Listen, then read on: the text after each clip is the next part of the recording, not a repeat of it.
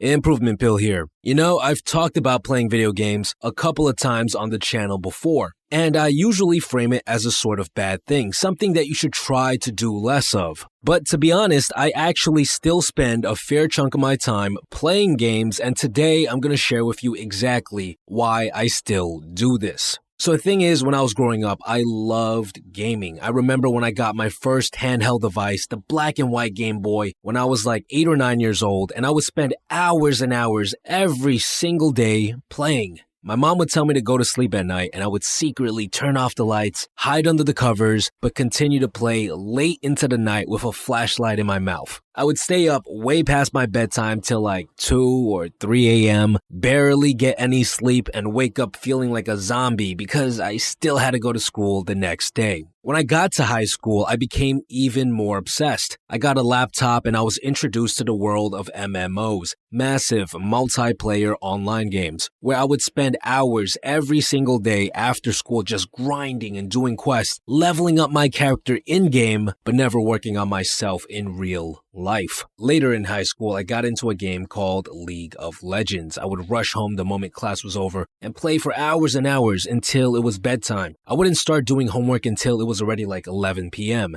And in the span of just 2 years, I managed to play over 2,000 games of League, which accounts to about 2,000 hours. That's equivalent to 80 days of non-stop playing. The thing about gaming is that unlike spending your time on social media or using alcohol and drugs, gaming is not inherently unhealthy. Playing games doesn't make you feel worse about yourself like social media does, and it doesn't physically take a toll on your body like drugs and alcohol do. The main problem with gaming is that it can easily take up a lot of your time. That's about it. Health-wise, in my opinion, it's harmless. And that's a good thing. When you have something that you enjoy doing that is relatively harmless, it can be used as an extremely good reward. And this is a very important thing that you have to keep in mind, because if you want to transform your life, if you want to accomplish many things and reach your goals, it all really boils down to building habits. I have a new catchphrase that I've been saying to a lot of my students in the Habit Builder Challenge, which, by the way, has been extremely effective in getting people to build new habits and overcome their bad ones, and is going to happen again next month. So make sure you sign up for my mailing list using the link down below if you want to receive news and updates about the challenge. Anyways, the catchphrase that I've been using is that the life you want is only a couple of habits away. Right? The ideal life that you want can be achieved if you build the right habits. For example, if your main concern recently has been to adjust your weight and look good, you only really have to build a sort of fitness and diet habit and you're good to go. The reason I still game is because having a good reward is extremely important when it comes to building and sticking to these life-changing habits. It's actually impossible to build a habit without a decent reward because the reward plays a crucial role. It's what tells your brain,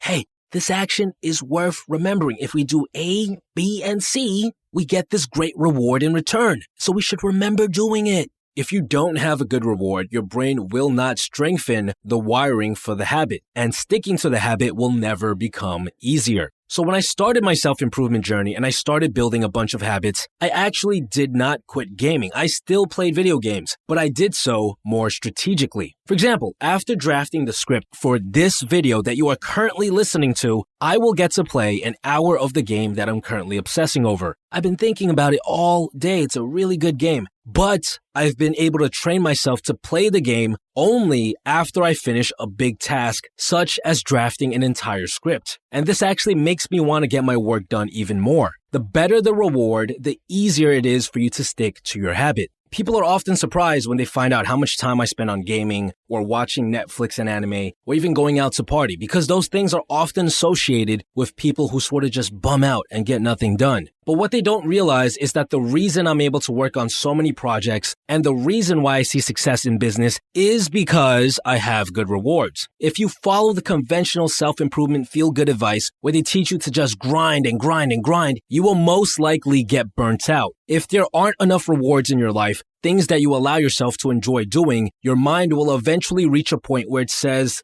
man, why in the world are we even working so hard? What's the point when we get nothing in return? And the moment you start thinking like that, you will start to burn out and lose your motivation.